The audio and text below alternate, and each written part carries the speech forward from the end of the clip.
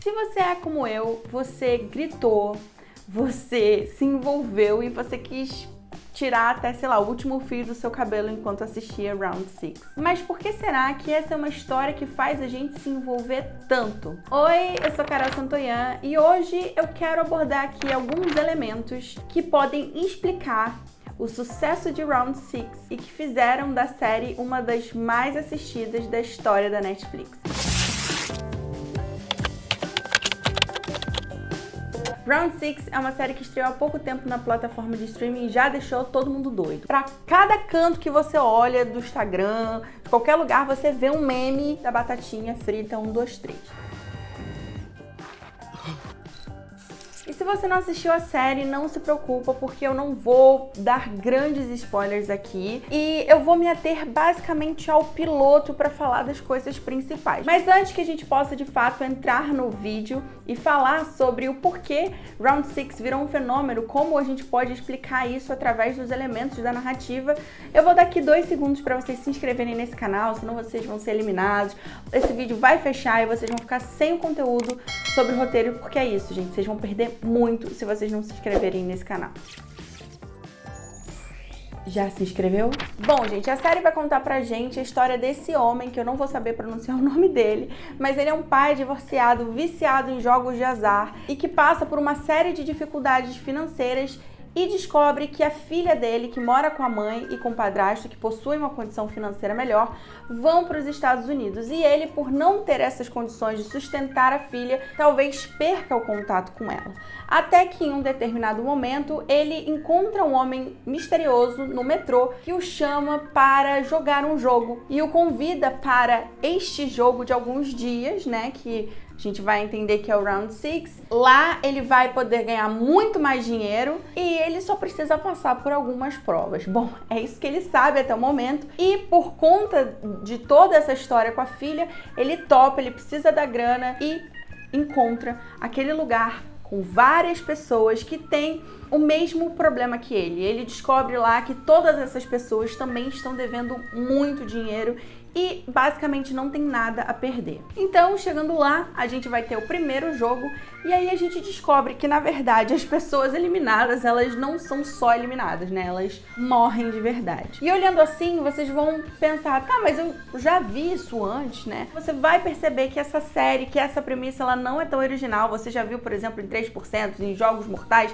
ela parece meio que um apanhado de muitas coisas que a gente já viu por aí. E porque, mesmo não sendo uma premissa tão original, essa série está em vias de, ou se já não se tornou, de se tornar a série mais assistida da Netflix. A primeira coisa que a gente tem que olhar para essa série é sobre as temáticas abordadas. Se vocês já fizeram aula na roteiraria, vocês já devem saber que existem as 3 temáticas universais, né? Amor, morte e dinheiro. Então, se você aborda isso de alguma forma, né, você sabe que amor, morte e dinheiro são assuntos que você consegue se conectar com qualquer audiência de qualquer lugar do mundo, porque, em certa medida, todos nós conhecemos essas sensações, né? A sensação da morte, de perder alguém, ou a sensação de amar alguém, seja essa pessoa da sua família, seja essa pessoa um amor que você encontra, seu marido, sua esposa, sua namorada, seu namorado, ou também a necessidade de dinheiro, né? Você precisa, e nós brasileiros especificamente, a gente está passando por um momento muito complicado, a gente sabe da urgência de você precisar de dinheiro para você conseguir viver. Então, amor, morte e dinheiro são temáticas universais. Vocês vão ver que na premissa da série você tem exatamente esses 3 pontos e com certeza isso faz toda a diferença para que essa série se comunique com o maior número de pessoas, porque ela está falando sobre temáticas universais. Então, gente, vamos lá. Se essa série ela está pautada em um jogo, em um game, para que a gente torça e para que a gente fique nessa narrativa de game, a gente primeiro precisa entender a motivação do personagem, o risco do personagem e o objetivo do personagem, e não que isso também não faça parte de outros tipos de narrativa. Motivação, objetivo, a gente sabe que são coisas também universais das narrativas, principalmente clássicas, mas aqui, como a gente tá falando de um jogo, pra gente comprar o jogo, isso tem que ficar super bem delineado, tá? E aí o que acontece, gente? A gente tem pessoas que topam participar de um jogo pra ganhar dinheiro. Nós acompanhamos alguns personagens que entram por amor, no caso, amor à família, né, que precisam salvar suas famílias e que correm o risco de morrer a qualquer momento caso percam o jogo. Então você tem aí motivação, o dinheiro, eles querem ganhar o dinheiro, o risco deles é a morte e o objetivo está sempre ligado de uma maneira geral, né? Pelo menos dos personagens que a gente mais torce e também do protagonista principalmente, é o objetivo de ter alguém ou salvar uma pessoa que ele ama. E um outro ponto muito importante, tá? Que tem a ver com esse ponto anterior que eu falei, de saber se comunicar e de falar temas universais, é o uso do melodrama. Provavelmente, pelo menos pra mim, eu fiquei muito incomodada com o começo da série, porque eu falei, nossa, mas a atuação desse protagonista é tão exagerada, né? E é engraçado a gente falar sobre esse exagero, porque quando a gente nota esse exagero, é justamente um traço do melodrama. A gente pode usar o melodrama em exagero do exagero, e aí perder a mão e ele ficar ruim, ou você pode usar o melodrama de uma forma que envolva a audiência na narrativa e seja muito positivo do ponto da audiência. Vamos deixar a atuação à parte? Vamos ficar no roteiro? O roteiro, ele trabalha o melodrama muito bem. E aí, vamos entender aqui por que esse melodrama é tão importante. Lembra que a gente já falou que essa série, ela fala sobre as três temáticas universais, então ela quer se relacionar com várias pessoas. Então, o melodrama, ele tem uma característica específica que é ele quer simplificar, porque ele quer falar de uma forma que qualquer pessoa consiga entender. Então, quando a gente exagera, é porque a gente quer marcar muito uma certa característica e aquilo ficar evidente para nossa audiência. O protagonista faz isso na atuação, né? Mas em termos de narrativa é muito legal, porque a gente vai ver arquétipos muito bem definidos, tá? E aí a gente vai ter esses dramas familiares que são típicos do melodrama, porque também é algo que a gente consegue entender, né? Quando a gente fala sobre problemas de família, ou então quando você não tem os pais, a sua mãe tá morrendo, enfim, coisas assim que a gente consegue se relacionar. Isso é bem importante, principalmente porque quando as relações elas são muito próximas, a gente entende melhor e aquilo intensifica a nossa emoção.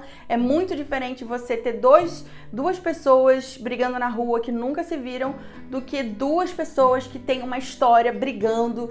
Enfim, acho que vocês conseguiram entender. E aí você também tem toda essa questão do efeitismo, né, para você poder causar impacto na audiência. Isso é usado de uma maneira muito interessante aqui em Round 6. Primeiro que, por mais que eu não saiba falar os nomes desses personagens, e você muito provavelmente não sabe também, a gente sabe olhar para cada um e saber quem é ele na narrativa. Então, quando a gente olha para o protagonista, a gente sabe que esse é esse cara um pouco infantil, né, que é viciado em jogos de azar, e eu olho para ele e eu penso nele até num personagem inocente. Então, quando ele entra no jogo e você vai ter um cara brigando, batendo numa mulher, então você olhou e você viu vilão. Você vai ter essa mulher abatedora de carteiras, você vai ter a Duali, eu acho que é o nome dele, que é o forte e é um cara super íntegro, então a gente já entende. Vai ter o amigo de infância do protagonista, que ele é o nerd. Vai ter o senhor lá, o velhinho, que a gente entende ele como um homem sábio. Você olha para esses personagens e você já entende o que eles representam ali. Claro que em algum momento você pode ter alguma virada, mas ela é bem plantada, não posso falar muito mais que isso. Mas os personagens, eles não mudam, eles agem do mesmo modo que eles começam agindo. A gente pode não ter notado algumas coisas sobre eles, mas eles agem do mesmo jeito. A mesma coisa, lembra que eu falei sobre essa questão dos dramas familiares e tudo mais? Então você vai ter esse protagonista que a filha dele tá indo embora e ele é pobre, e aí você vai ter depois, um pouco mais pra frente, você vai ter uma outra coisa com a mãe. Então não é só o jogo, você traz toda a família pra justificar como esse personagem está agindo. E dentro do jogo, isso é explorado muito bem em duas vertentes. Primeiro, tem uma outra trama, uma trama paralela, que não é dos jogadores, que eu não vou falar, que também está ligada ao melodrama.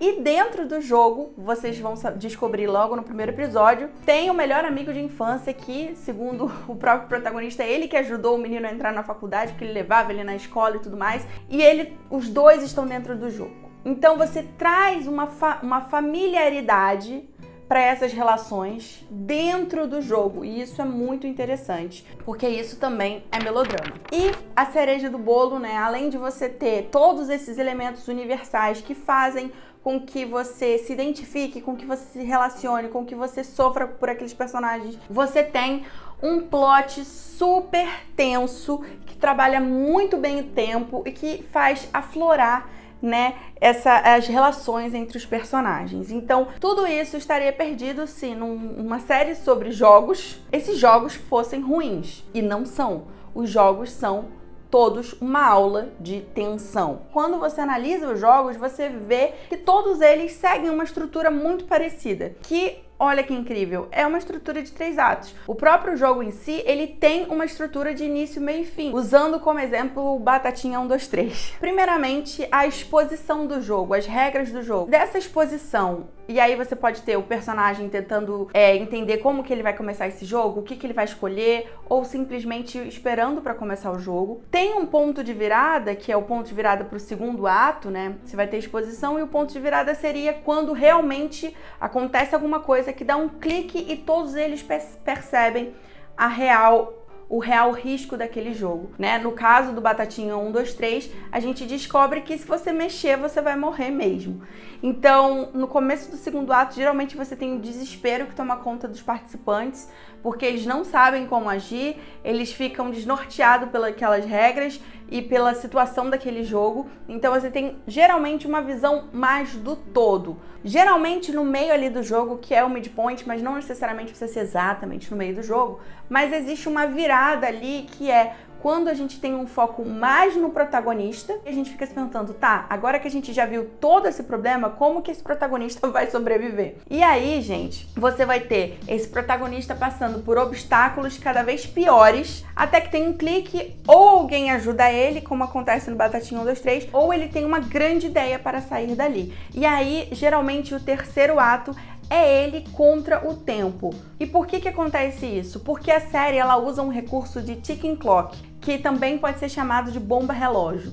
Isso dá uma urgência muito grande para todos os jogos. Todos esses elementos são muito importantes. E o mais importante de todos, eu quero que vocês vejam que assim, até no último episódio, no último quase minuto da série, sempre o protagonista, ele tem assim até o último segundo para tentar se livrar daquilo. Então é uma série que ela não tem medo de arriscar o protagonista. Ele passa sempre o maior perrengue. Ele sofre muito, gente. Ele vai passar pelas maiores dificuldades, que é o que geralmente se espera mesmo de um protagonista. Então a gente fica ali, fica com essa tensão, porque além de todos esses elementos que eu já falei, a gente ainda tem um protagonista ferrado, o mais ferrado de todos.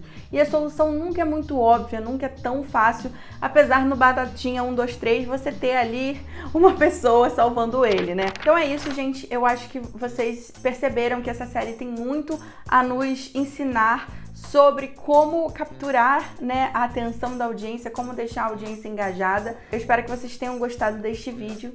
Eu vejo vocês no próximo. Um beijo. Tchau!